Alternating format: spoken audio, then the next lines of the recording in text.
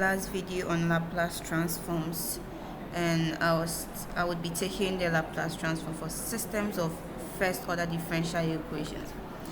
For the example, I'm going to take the harmonic equation we solved in the higher order with the given conditions. When we solved using the higher order, we had this as the solution.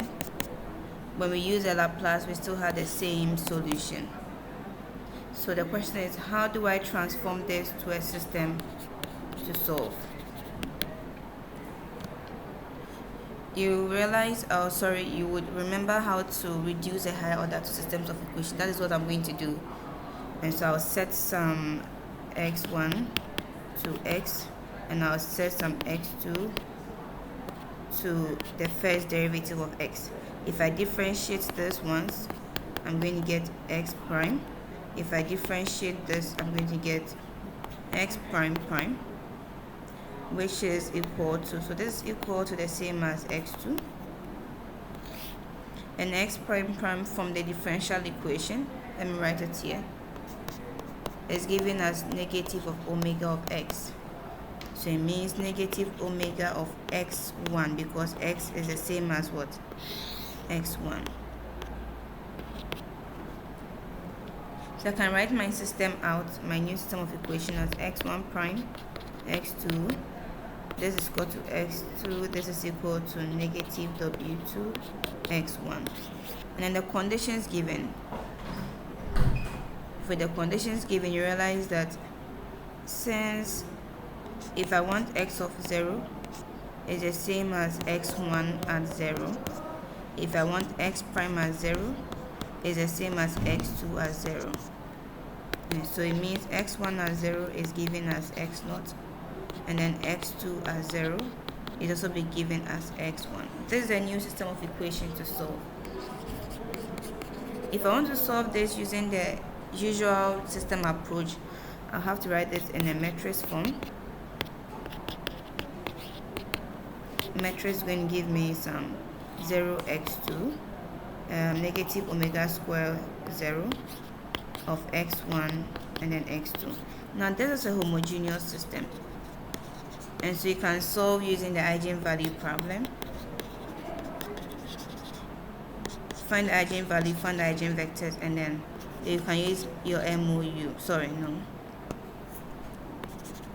You can write your solution out, but I'm not going to go through this.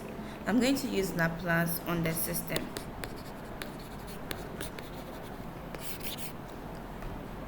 If you're going to use a homogeneous matrix approach, you should still get equation star as a solution. You can verify that. So I'm going to look at Laplace on the system. How do we do that? It is the same approach. I have to take the Laplace on the system. So the first one is going to be Laplace transform of x1 prime should be equal to Laplace transform of x2. The second system, Laplace transform of x2 prime, should give me Laplace transform of negative omega square x1. So 1a, 1b. Now Laplace of derivatives. These are derivatives, prime prime. If I'm taking the first part, I'm going to get s. It is order 1. Big S1 of this is equal to just x2 in the frequency domain. This is the same as, assuming this is of f, I would say this is what big F of s. So that is the representation. So equation 2a. The second part, I'm not done with the derivative. This is going to be s with a big frequency minus the x at 0. In the second part, I'm going to get x of x square of s2 minus x2 at 0 is equal to, if I bring negative omega square out, I'm going to get the Laplace as this, equation 2b. If x1 and x2 will be confusing, you can just use f and then j. I think that one would have been very cool. So let me clean everything here, not to confuse ourselves.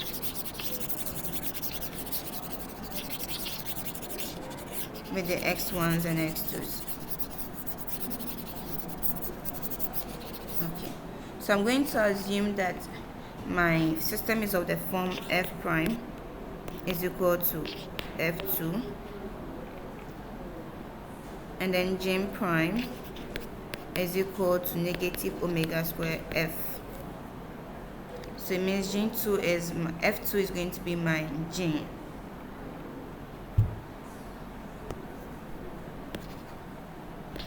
This is it. So I hope you get what I'm doing. I'm setting x1 to be some f, x2 to be some j. It means that x prime is what, f prime, and then x2 prime is j prime. So that's a substitution I'm doing. So the Laplace transform of f prime will be equal to the Laplace transform of j as 1a. Laplace transform of j prime of t will be equal to Laplace transform of negative omega square f as 1b. Now by substitution, the first derivative will be given as this minus f at 0 is equal to that. So 2a.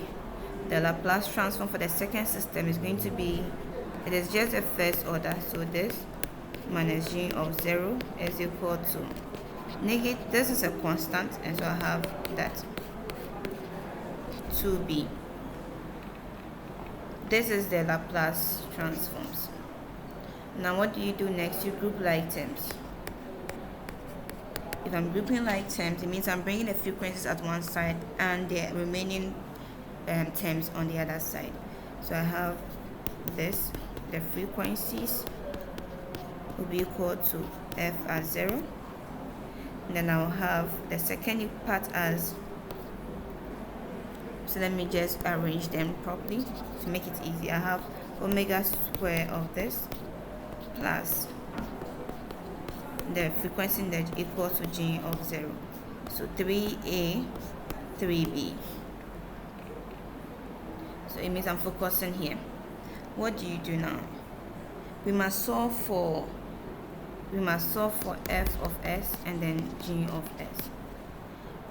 Either ways you want to solve this, you are good to go. But whatever you do, when you are done, you know that you are looking for f of t and then g of t. So you must take what the Laplace inverse comes in. But I wouldn't use substitution or elimination method. I will use a Cramer's rule because my coefficients are variables. If I write this as a matrix, I have s negative 1 omega square s, taking these variables, is equal to my f at 0 is going to be what, x0, as we already know. My g as 0 is going to be the x1. Now with the Cramer's rule, of which we have done, if I want the first term, you know it is x0. I have to replace the first by the first column over the determinant. Determinant here is going to be this minus that. So I'm going to get s squared minus negative omega squared. That is positive. So I have s squared plus omega squared. And this is the same as, what do I get? I have s x0 minus so plus x1. Okay. The same way, using the Cramer's rule, if I want the frequency in J, I have to replace the second column by the B part. So I have this remaining, and I'm going to get x0, x1. The determinant here becomes that minus omega square x naught all over whatever I have as the determinant. The Wronskian is not equal to 0. Now with this, I have solved for f of s, I've solved for g of s. Now I have to find their time domain. That is what I'm interested in, and that is by applying the Laplace inverse. So I have to find the Laplace inverse of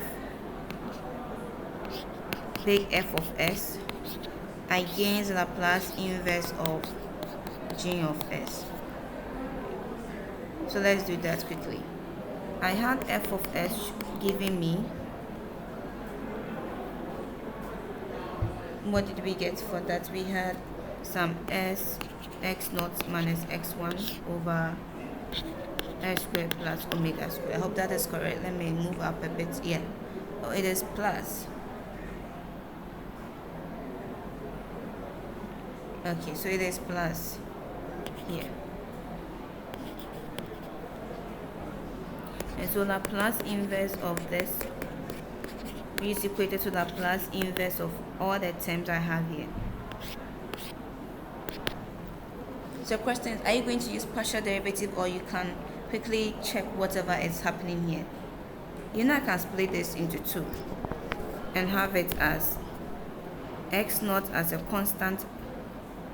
I have Laplace inverse of s over s squared plus omega squared, plus I have my x1 as a constant out, dividing through omega, L inverse of omega over s squared plus omega squared.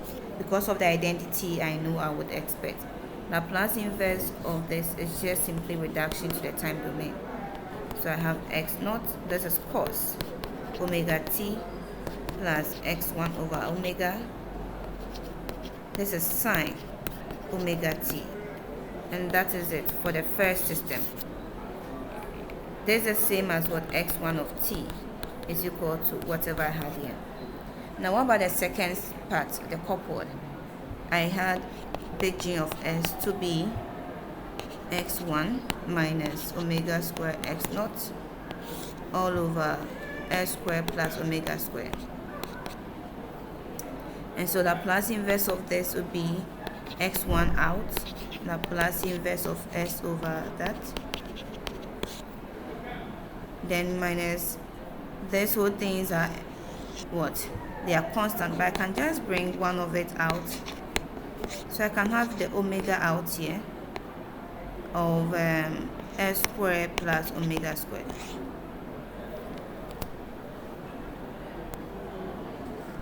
Do you know why I have it as this? Because even if I bring s squared x as x naught out, this will have to have some omega down to deal with it. So I'll end up getting just one of the omega. And I know Laplace inverse of g of s is simply my g of t is equal to x1, this is cos omega t, minus omega x naught sine omega t. See the two different solutions we have. So at the long run, our f of t is equal to the initial or the first solution we had, and this is our second system.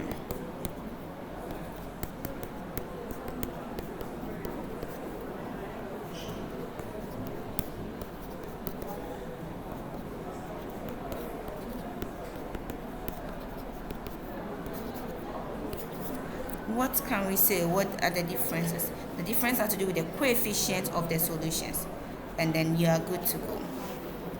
So that's how I solve for Laplace of systems. I find Laplace transform of all the systems I have. So I had equation system 1, system 2. You just apply the Laplace transform on it.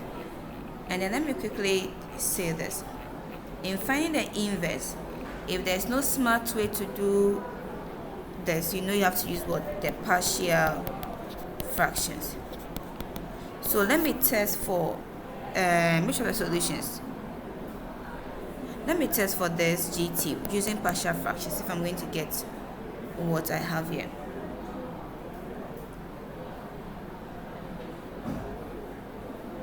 Or simply, you're going to get that, so I wouldn't want to waste time on that. But if assuming there's a different question which is not obvious to have the Laplace transform on the table, then you know you have to use a partial fraction. So I'll leave you with an exercise here.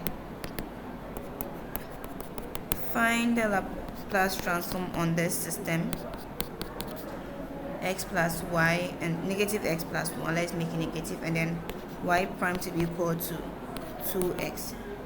Find the Laplace with the condition that x naught is 0 and then y at 0 is 1. Use Laplace transform to solve this problem, and let's see what we'll get. I'll have a video for the solution, but try your hands on this. Thank you.